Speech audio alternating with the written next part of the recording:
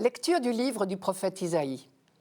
Pour la cause de Sion, je ne me tairai pas, et pour Jérusalem, je n'aurai de cesse que sa justice ne paraisse dans la clarté, et son salut comme une torche qui brûle. Et les nations verront ta justice, tous les rois verront ta gloire. On te nommera d'un nom nouveau que la bouche du Seigneur dictera.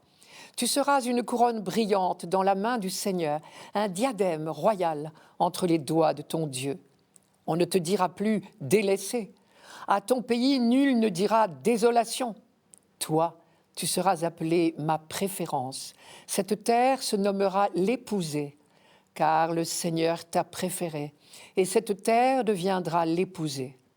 Comme un jeune homme épouse une vierge, ton bâtisseur t'épousera.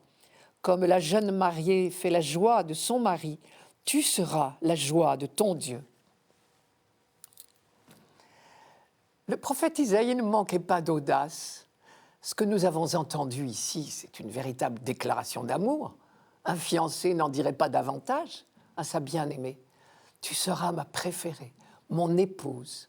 Tu seras belle comme une couronne, comme un diadème d'or entre mes mains. Tu seras ma joie. Et pour cette déclaration, vous avez remarqué la beauté du vocabulaire, la poésie qui émane de ce texte.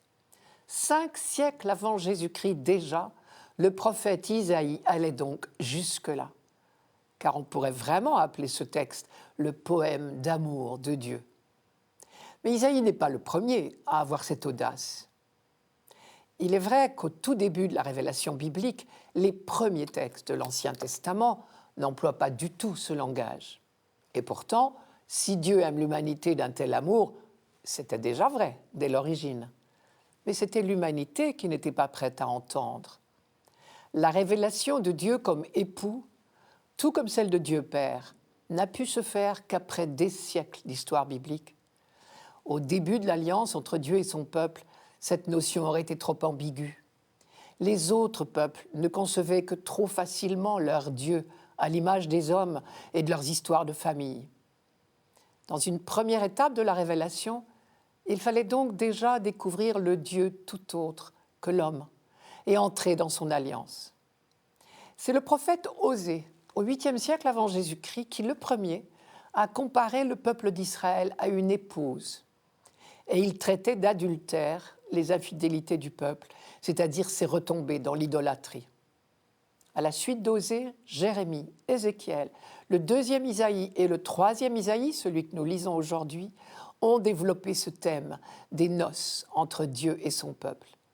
Et on retrouve chez eux tout le vocabulaire des fiançailles et des noces, les noms tendres, la robe nuptiale, la couronne de mariée, la fidélité, mais aussi la jalousie, l'adultère, les retrouvailles.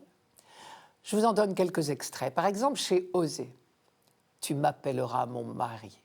Je te fiancerai à moi pour toujours, dans l'amour, la tendresse et la fidélité. » Osée, chapitre 2.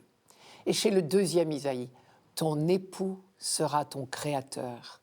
Répudie-t-on la femme de sa jeunesse? Dans mon amour éternel, j'ai pitié de toi. » Isaïe 54. Et le texte le plus impressionnant sur ce sujet, c'est évidemment le Cantique des Cantiques. Il se présente comme un long dialogue amoureux composé de 7 poèmes. Pour être franc, nulle part les deux amoureux ne sont identifiés.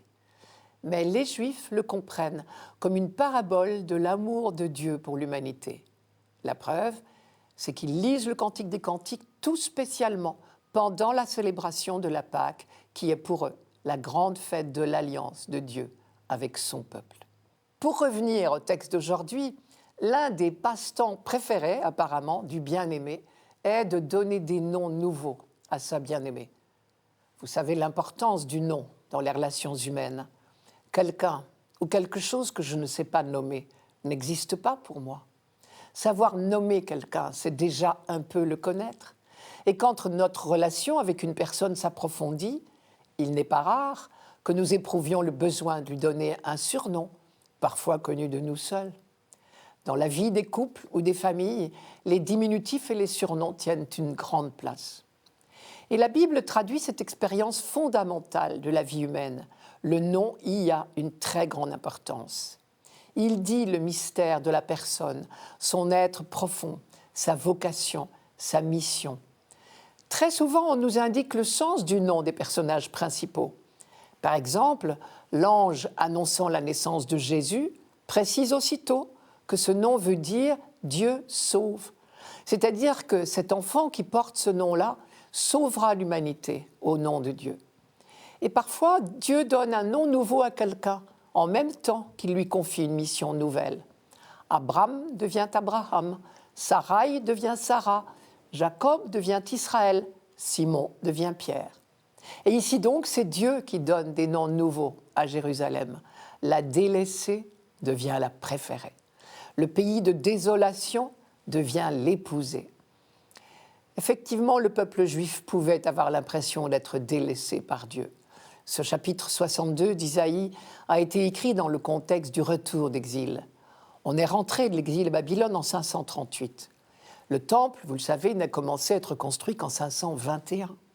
Et c'est dans ce délai que la morosité s'installe et l'impression de délaissement. Si Dieu s'occupait de nous, pense-t-on, les choses iraient mieux et plus vite. Et c'est pour combattre cette désespérance qu'Isaïe, inspiré par Dieu, ose ce texte magnifique. Non, Dieu n'a pas oublié son peuple et sa ville de prédilection. Et dans peu de temps, cela se saura. Comme un jeune homme épouse une vierge, ton bâtisseur t'épousera. Comme la jeune mariée fait la joie de son mari, tu seras la joie de ton Dieu.